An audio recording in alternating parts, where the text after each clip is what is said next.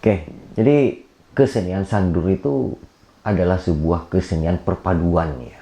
Jadi itu berkembang di masyarakat kita di Sumeneb khususnya, perpaduan antara hadra dan saman ya. Jadi kita tahu bahwa hadra adalah sebentuk kesenian yang itu adalah merupakan warna yang sangat religius ya. Jadi dan itu tumbuh dan berkembang di masyarakat Madura. Kemudian ada kesenian yang namanya saman, di mana saman itu boleh dibilang sebagai bentuk kesenian religius juga, di mana saman ini lebih kepada bagaimana lebih mendekati terhadap tarian-tarian sufi lah gitu. Nah, dan sandur di sini merupakan perpaduan dari dua kesenian ini, sehingga sandur itu memiliki banyak makna yang terkandung di dalamnya, sehingga kesenian sandur ini banyak berkembang di masyarakat, khususnya di luar tembok keraton, terutama di pinggiran. Jadi di masyarakat religius. Kenapa? Karena di dalam kesenian sandur ini, di samping terbangnya, terus kemudian ada beberapa tarian, kemudian banyak hal sih yang dilakukan, di mana juga di situ ada sesaji.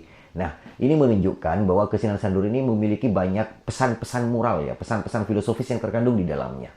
Salah satunya biasanya kesenian sandur itu pemain laki-lakinya itu memakai selendang ya, memakai selendang. Jadi selendang bukan untuk seperti tarian tayub dan semacamnya, enggak, tapi sebagai selendang sebagai sebuah simbol bahwa seorang laki-laki itu akan menggendong.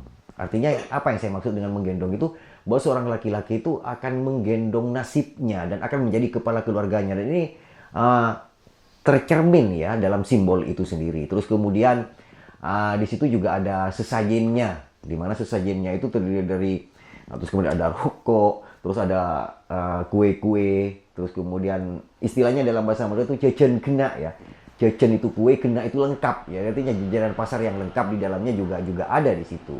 Nah, ini menunjukkan bahwa di dalam kesenian sandur itu, di dalam sesajen itu menunjukkan bahwa simbol yang tertera di dalamnya, simbol yang ada di dalamnya, di sini mengandung makna bahwa dalam kehidupan itu ada banyak warna.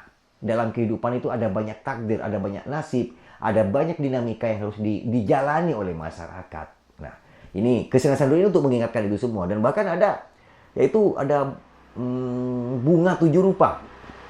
Ini maksud dengan bunga 7 rupa, kenapa harus 7?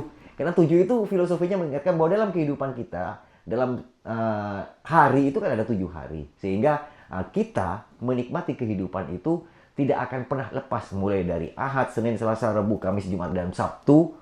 Nah, ini menunjukkan bahwa manusia akan hidup di era-era itu. Manusia juga akan meninggal menghadap Yang Maha Segalanya di era-era itu.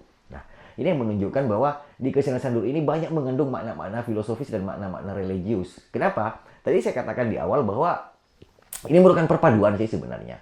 Perpaduan dari kesenian hadra dan saman. Nah, di mana dua kesenian ini sama-sama memiliki makna religius. Dan ada satu hal juga. Jadi, untuk yang akan melaksanakan, terus kemudian yang akan istilahnya mengundang ya pertunjukan sandur ini, ada beberapa pantangan yang harus dilalui oleh mereka.